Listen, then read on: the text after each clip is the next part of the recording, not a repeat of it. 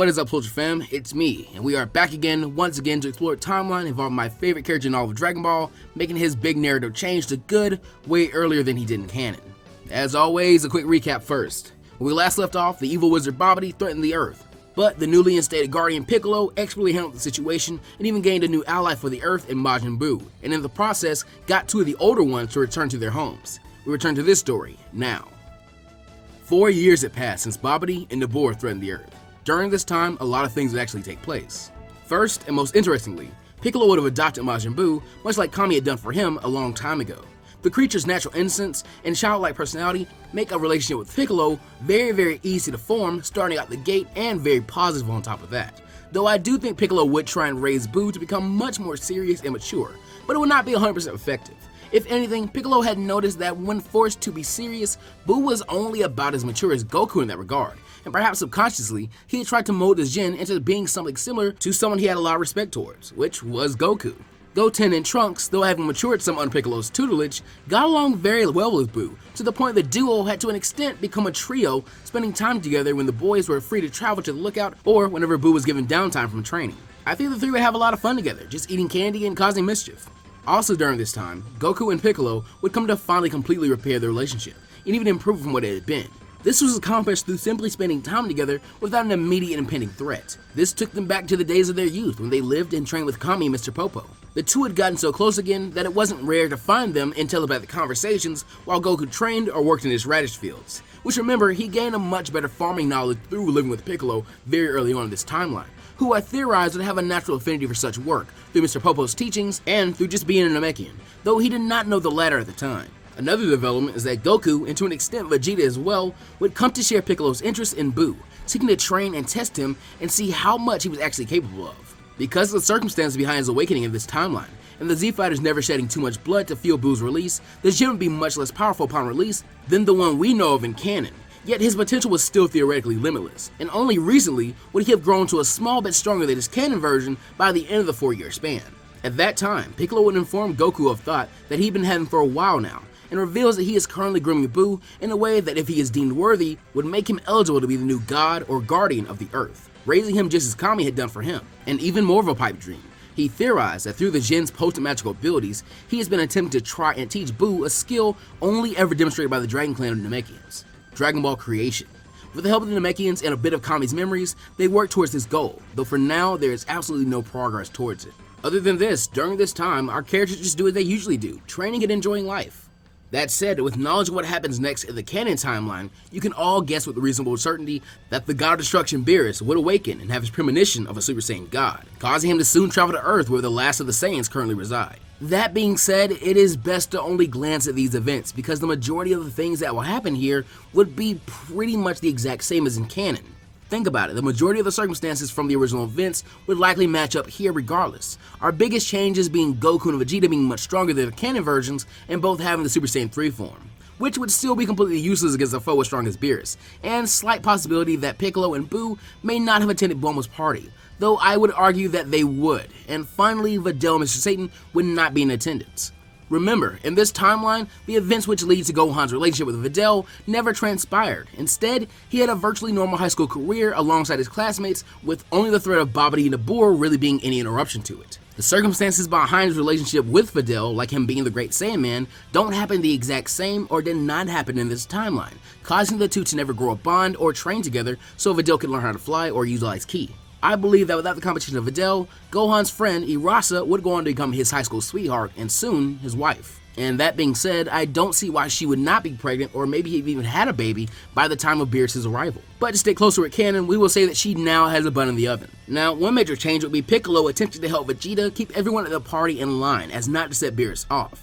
Either having been warned by King Kai or the Supreme Kais, but either way, there's still very little variability here. Even though Goten, Trunks, and Buu to an extent are more mature in this timeline, I do think Buu's immaturity and greedy appetite would show up in the worst possible time here, leading to Beerus' rage and soon the return of Son Goku to the Earth for the Super Saiyan God ritual. This will result in a much stronger Super Saiyan God Goku to take on Beerus and give him a much better fight, and make him even more fond of the Earth in the long run, as it holds such an interesting and strong person and very delicious food. Yet still, there just aren't enough major changes that would dictate spending a lot of time on these events, though I do think it's important to mention how I believe Piccolo would react towards Beerus. Under the circumstance of his upbringing in this timeline and his current position, I believe that an extreme wariness and distrust of the god of destruction would be born in Piccolo. Someone so quick to anger and over something so trivial as a few confectionaries at a party should not have that kind of power or position. This isn't to say that Piccolo would not respect Beerus or not show him respect, but he just does not trust him. This would also cause him to sort of reevaluate his idea about Buu, but he would still come to the same conclusion. Sure, Buu had been the cause for Beerus' anger in this situation, and even Piccolo could become irritated with him when he wanted to goof off during training or take a nap at the most inopportune of times.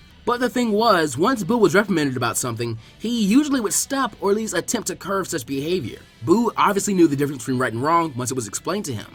Buu had inhibitions, Beerus did not. Thankfully, Whis seemed to be much more reliable and reasonable than Beerus, and so Piccolo developed a much better opinion on him. But he'd be keeping an eye on Beerus. In fact, later when Whis would return to the Earth in a visit to try out more food, I think Piccolo would approach Whis and, as the Guardian of Earth, ask him a few things. Namely, how flimsy is Beerus' decision to not destroy the Earth? What are his intentions with the planet that caused him to spare it? And he would not be happy when Whis answered that he cannot guarantee that Beerus will never threaten the planet again. And as his attendant, he can only really get involved if he felt Beerus' actions to be too extreme. And above all else, Beerus and he were not their comrades, friends, or allies. They were not to be counted on or called on if the planet found itself in danger. He was sure that Piccolo should be able to understand that as a god himself, they are not allowed to interfere with mortals. That said, Whis would say off the record that Beerus could be way more reasonable if he let on. Not just that, when something entertained him, he usually wanted to keep it around. After this conversation, Piccolo would only have a small bit of solace about Beerus and would move on to really accelerate Buu's training or schooling as it had become, even taking him into the Room of Spirit and Time. His current goal was attempting to teach Buu the in-depth complexities of his own, Kami's, and to an extent Goku's ethical code. He wants to make Buu into a deity as far from what Beerus is as possible. And to his credit, I do think he would notice a significant change. To explain this, I'd like you to think back to two of my favorite moments of the non-canon Dragon Ball GT series from Toei. Buu's fusion with Oob in the Baby Saga, and Buu's request to Oob to throw the match with Mr. Satan in the 31st World Martial Arts Tournament, or Tenkaichi Budokai. Both have always rung out to me as very mature moments to Buu, who has usually been a very immature character. In one of these moments, he sacrificed his body and to an extent his autonomy for the sake of Oob and logically Mr. Satan and the world, and in the other, he urges Oob to make a decision that will bring a measure of hope and happiness to the world and its citizens. To me, that's what maturity means for a character like Buu. And I think at this point of maturity being reached through Piccolo's teachings, he'd finally think the Jin is worthy of someday taking over guardianship, and of course, a level of strength would also be gained because they're also training. But hopefully, he would not be handing over the reins until he reached Kami's age, provided no extending circumstances arose. 1 year after Beerus' initial trip to the Earth, nothing of significant note would happen.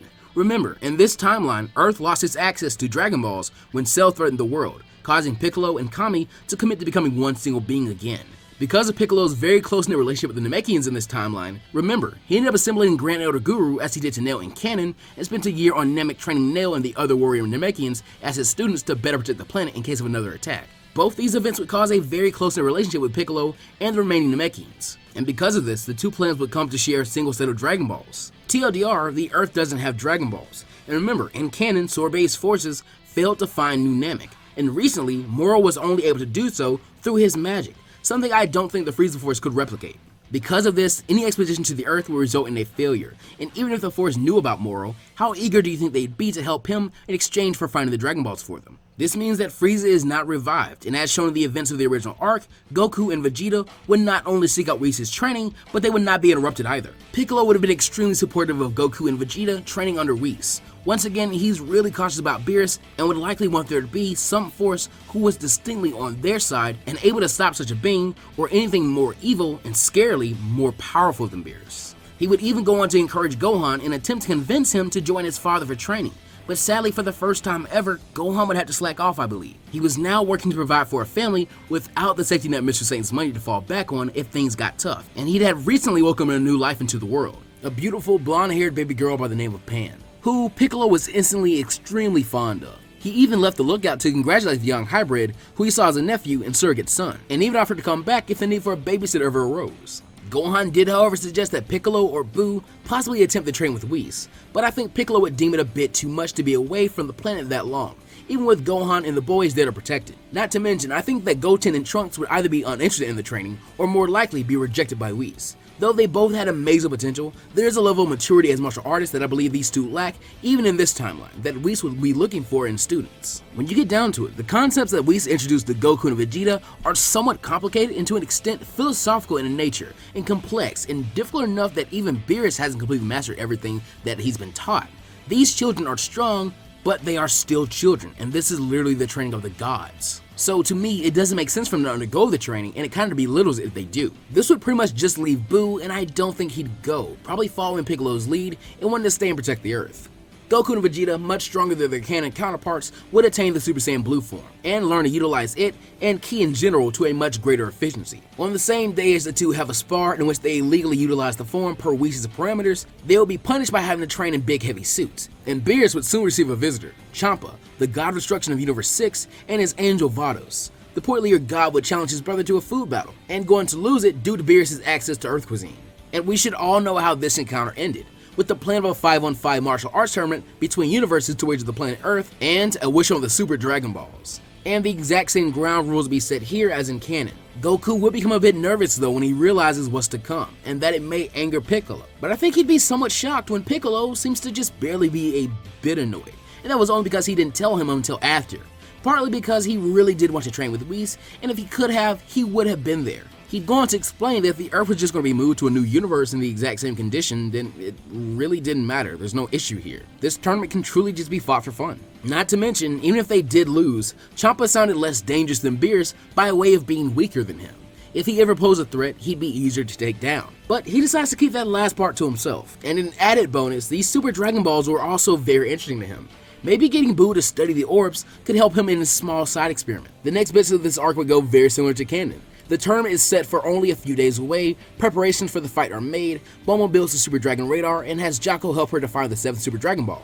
Goku and Vegeta spent the final 3 days in the room Spirit and Time, and on the day of the tournament, the Z-Fighters, their friends, and family travel to where it will be held. Gohan, Irasa, Baby Pan, Piccolo, and Buu included. Remember, Gohan in this timeline takes fighting and training much more seriously, and has slacked off much less than he did in canon. He'd probably feel pretty bad about not being able to go and train with Whis actually, to the extent that I think he'd be very excited to fight in this tournament to test himself, and I think he'd reliably be the strongest fighter after Goku and Vegeta in this timeline. Once arriving, the fighters of both universes, Universe 6's roster being reliably the exact same, would undertake a paper test. And thanks to 5 years of training and teaching under Piccolo, Majin Buu would indeed pass. So this would make Universe 7's lineup Goku, Vegeta, Gohan, Majin Buu, and Monaka, because Beerus would still be trying to pull that trick to motivate Goku and Vegeta, especially here when they're stronger and more entertaining. This means that we'd get the original lineup we were meant to get in the original canon, and I do think Piccolo would be very disheartened at not being able to fight, but this would give him an amazing chance to see how capable a warrior Buu was, hopefully in terms of brains and brawn. After the opening ceremonies, Goku would attempt to be first in the tournament, but Buu, sporting a personality similar to his and always having been excitable, would already be in the ring, doing a happy little dance over the anthem that was just sung and the prospect of new exciting opponents, making Majin Buu versus Botamo the first match. Right off the bat, Buu would have a much harder time than base Goku did in canon, but I also think Buu would just be strong enough to fight somewhat evenly with Botamo. Based on the scaling of Goku's canon match with Botamo, he was only really able to make it difficult because of his ability more than a massive power over Goku, and the anime and manga aren't the same with how much fatigue they show Goku in after he hit the block for a while. Here, both have the advantage of a lot of stamina and a big, malleable body that can absorb the impact of physical attacks, making the fight drag out for a really long time, as killing isn't allowed here, so Buu can't just turn him into a snack and win easily. After going toe-to-toe for a while with no progress, Buu would finally make some distance and put his mitted hand to his forehead and begin charging up a move that's very familiar to Piccolo. He was obviously wagering on the ability of the special beam cannon to pierce his enemy's shield. Worried, Beerus yells out at Buu, who he perceives to be pretty dumb, to not mess this up by killing his opponent. Botamo, not being stupid, would rush the pink blob at full speed so he doesn't have to get hit by this attack. He hasn't shown any majorly strong ki blasts in canon, so he'll need to get close to counterattack. And idiotically, Buu is backed up to the very edge of the arena, and a simple push would be enough to defeat him by ring out. Once Botamo was in range, Buu would crack a devilish grin and drop the facade of his attack, ending the charge, and literally ducking down as low as he could. The top-heavy alien wouldn't have the time to react, and would end up tripping over and tumbling out of the ring, getting him yelled out by Champa for falling for such an obvious trick. While on the other hand, Buu would happily accept praise from Beerus and Piccolo, who compliments the use of such a simple yet effective tactic. Super fired up now, the Gem would exclaim that he's going to beat everyone, and he would start dancing again, while Frost enters the ring, keeping up his nice guy persona, and even shaking hands with Buu. But based on how Frost fared against base Goku from canon, even while holding back, Buu would be easily defeated here. Remember, he's only very recently gotten much stronger than the Buu from canon. This means that Frost would not have to cheat to get the victory, and just wins due to a vast power gap. This is something Piccolo takes notice of, but he's still very happy with Buu's performance today. Moving into the third round, Goku and Frost start off their match in a pretty similar way to canon, with filling each other out, and Goku encouraging Frost to transform, though Goku is stronger here, so I believe that he would not decide to transform and instead take Frost on completely in base form. This is a mistake though, because even though Goku is stronger, he's not that strong, and Frost is cheating. Goku would go on to be poisoned by Frost and easily eliminated before the Saiyan could even retaliate, shocking everyone in Universe 7. With things having turned out similar to canon, I believe that Vegeta would still call for going forth for Universe 7 to be close to the main event that Monaka was cracked up to be, making Gohan next. Once again, here Gohan is not only much more of a fighter who has kept his training up very diligently, but he was also born to a slightly stronger version of Goku than in canon, resulting in more potential. He's stronger here, to a level that I'd place him somewhere in the range of at most 10% stronger than or equal to Frost, or on the other spectrum, possibly 15% weaker than Frost. This is a range where the power difference is so small that neither contestant can take a day off for this. This statement is also made with Gohan's two Super Saiyan forms in mind. Frost would greet Gohan and be thanked for his sportsmanship. When the match starts off, Gohan would instantly power up to his fully mastered Super Saiyan 2 state, and once Frost is over the shock of it, the two would trade P-blasts from a small distance.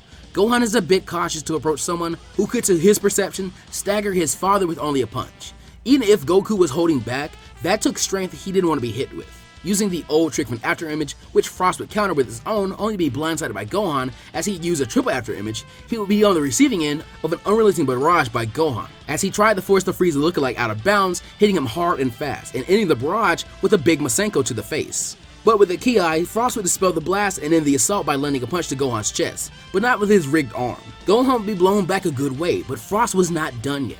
Covering himself in Ki, he rushes Gohan in an attack similar to Frieza's Nova Strike or Death Crasher. Thinking quick, Gohan drops into that all-too-iconic stance and charges up a Kamehameha as quick as he could, unleashing the blast when Frost was 3/4 of the way to him and making the attack nearly point blank. But expertly, Frost would shut off the Ki, fielding his attack, and let himself skid on the ground and underneath a beam of energy, avoiding it. Using his much smaller stature, he's able to slide between Gohan's legs and skid to a halt behind him, while his tail shot backwards to wrap around Gohan's throat and choke him while hoisting him into the air.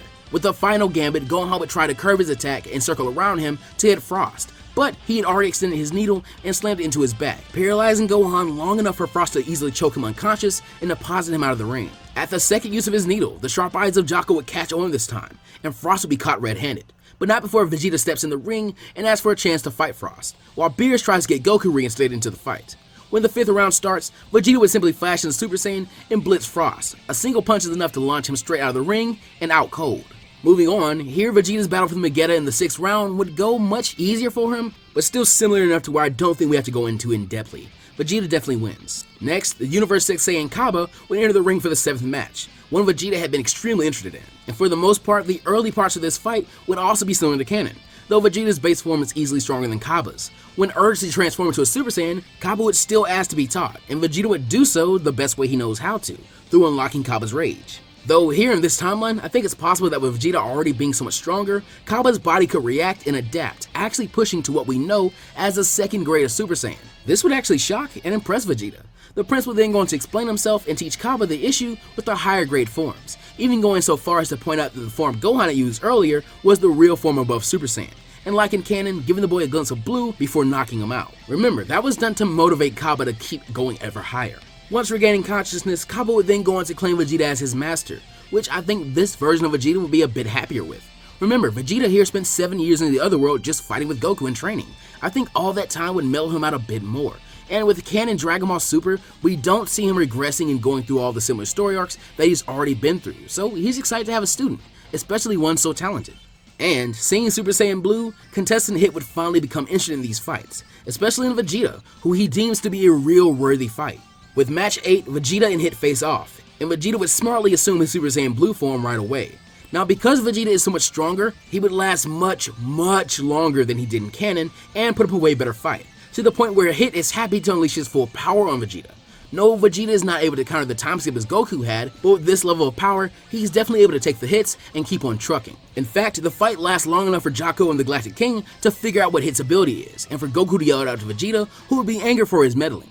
But Hit would quickly come to notice that Vegeta is getting very close to making guesses of where he will be to land blows. It just seems like Vegeta might be overthinking it too much and second guessing himself. But if he would count on his first instinct, he would have counter hit a few times already. At one point, the prince is able to take a blow straight to the stomach and move fast enough to grab onto Hit's arm and dish one out after noticing the trick with his hands and feet. A blow that sends Hit skidding back and holding his stomach in pain. After catching his breath, the assassin would chuckle, as that was pretty impressive. But how many blows could Vegeta take for the purpose of dishing only one out? The prince would already be pretty banged up and breathing heavily, and sadly, he would soon go on to lose because he had already taken too many blows to outlast Hit. But now, the assassin will be going into the 9th match at less than 100%. Having been reinstated to fight, Hit and Goku would face off and get ready for the 9th match. And with Goku having had more time to watch Hit fight and see his style based off Vegeta's counters, he could much better deal with the time skip than in canon, to the point where the two are fighting completely evenly. To everyone else, it looks like a normal fight happening in normal speed. But even with this event, it's inevitable that Goku would acknowledge how strong Hit is and give up due to the assassin having to hold back, as he cannot kill in this fight. And we know what would happen from there in the 10th match. After this, the appearance of Zeno would shock everyone but Goku, and Zeno would express his interest in holding a multi-universal tournament. From here, Champa and the Universe 6 fighters would leave, and Beerus would have his wish on the Super Dragon Balls, which is the exact same as in canon. Buu is astonished at the form of Super Shenron. During the trip back home to Universe 7, everyone notices that Piccolo is very quiet and meditating away from everyone, as if contemplating something. Once they all arrive back home to Capsule Corp, Piccolo would stand and approach Beerus and Whis and make a request. I would like you to train me as the next god of destruction. But that, Plus Ultra fam, is where we'll be leaving the timeline off for right now. Thank you all for watching. How'd you enjoy the video? What do you think of the fights of Piccolo and Buu? Be sure to leave a like and a comment with your thoughts. Oh, and sharing the video with friends or on social media is also a huge help to the channel. And beyond that, be sure you subscribe. Around 72% of you guys are not subscribed to the content, but you're coming back week to week to see it, which means you know you like it. So go ahead and subscribe and also ring the bell. You should also follow me on Twitter and Instagram for exclusive content, sneak peeks, fan art, etc. Plus, I'm extremely close to 1,000 Twitter followers at the time of recording. Massive shout out to my buddy Mondo, who you heard voicing Piccolo at the end there. Be sure you go subscribe to his channel for amazing manga dubs and readings. You'll really love them. Also, go follow him on Twitter and ring the bell on his channel as well. Always last but never least, have to give a huge thank you to the patrons of the channel. In Hero Tier, Lone Fuquay, Zyra Returns, Treb, and Stefan Consfront. In Shinobi Tier, Pizza15X. In Z-Warrior Tier, Shannon Roberts. In the Beyond Tier, Knuckles OX, Don, and Robert Smith. And in the Plus Ultra Tier, DJ the Lazy Gamer. You guys literally do more for this channel than anyone else watching the videos. Thank you guys so much. If you would like to join their ranks, consider supporting Plus Ultraman on Patreon. It is by no means a requirement. Always remember that liking videos and sharing them are some of the easiest ways to support content creators that you really enjoy. And with that said, be sure you guys are taking good care of yourselves. And always go beyond Plus Ultra. See you guys next time.